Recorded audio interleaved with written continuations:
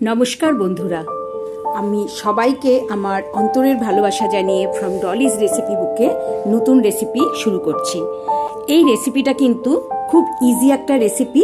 আমি এই কারণে শেয়ার করলাম, এটা হাজবেন্ড বা বাচ্চাদের স্কুলের লাঞ্চ বক্সে কিন্তু এরকম একটা রেসিপি করে দিয়ে দেওয়া যায়। আমি এখানে 200 গ্রাম মতো গোবিন্দভোগ চালের ভাত করে নিয়েছি।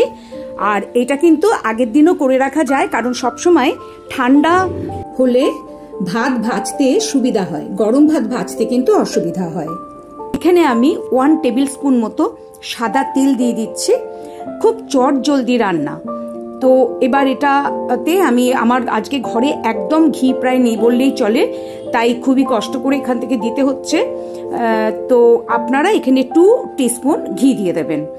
এইবার ঘি আর সাদা তেল একসাথে গরম করে এই ক্র্যাশ করা গরম মশলা, মানে এখানে 2 এলাচ, 2 লবঙ্গ আর একটা ছোট দারচিনি একটু ক্র্যাশ করে নিয়েছি, আধা ভাঙা, তো সেটা দিয়ে দিয়েছি।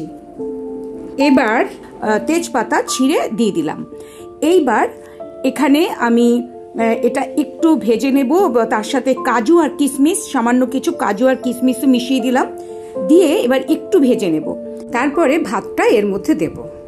আমি বলবো যে অনেক সময় হয় যে টিফিন দেওয়াটা খুব একটা চাপের ব্যাপার হয়, তো বাচ্চাদের এবং হাজব্যান্ডকে কিন্তু লাঞ্চ বক্সে এটা দিয়ে দেওয়া যায়।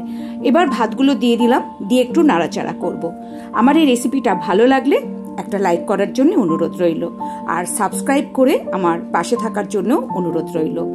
আপনারা কেমন করে পোলাও বানান, এরকম ভেজে কি কখনো করেছেন? আমাকে কমেন্টে জানাবেন। আমার মেয়েকে স্কুলে কিন্তু আমি এই টিফিনটা দিতাম। এখন সব ইনগ্রেডিয়েন্টগুলো আমি ভাতের সাথে ভালো করে একটু নাড়াচাড়া করে মিশিয়ে নিচ্ছি। আর এটা গোবিন্দভোগ চালের করলে বেশি ভালো হয়। তো সপ্তাহে 1-8 দিন এই আইটেমটা কিন্তু লাঞ্চে দেওয়া যেতেই পারে। আর সামান্য একটু 1/4 টিস্পুন মতো হলুদ দিয়ে দিলাম কালারের জন্যে। আর এখানে আমি দেব 2 চামচ চিনি, 2 টিস্পুন চিনি দিয়ে দিচ্ছি। আর যেহেতু এটা 2 টিস্পুন চিনি পড়ছে, হালকা একটা বেশ মিষ্টি মিষ্টি হয়, তাই এর জন্য খুব একটা কিছু দরকার পড়ে না, এটা এমনিই খাওয়া যায়। আর গোবিন্দভোগের সাথে ঘি পড়লে তো তার আলাদা একটা ফ্লেভার, সেটা আমাদের সকলেরই জানা আছে। আর তার সাথে এই এলাচ, দারচিনি আর লবঙ্গের গন্ধ। এখন এখানে আমি একটু নুন দিয়ে দিচ্ছি, ব্যাস। এইবার খুব ভালো করে 2 মিনিট আমি এটা ভেজে নেব। ভেজে নিলেই হয়ে গেল। এবার এটা আপনারা একটা স্যালাড বা কোনো একটা ফ্রাই, বা এটা শুধু খুব সুন্দর লাগে, যেহেতু এখানে 2 চামচ চিনি পড়েছে, একটা নোনতা, তারপরে একটা মিষ্টি ভাব থাকে, আর যেটা ভীষণ একটা সুন্দর ফ্লেভার থাকে। তো মোটামুটি হয়ে গেছে। এইভাবে কোনো সানডেতে আপনারাও করে খেতে পারেন বা লাঞ্চ বক্সে দিতে পারেন। আবার নতুন রেসিপি নিয়ে আমি আসবো। ভালো থাকবেন, নমস্কার।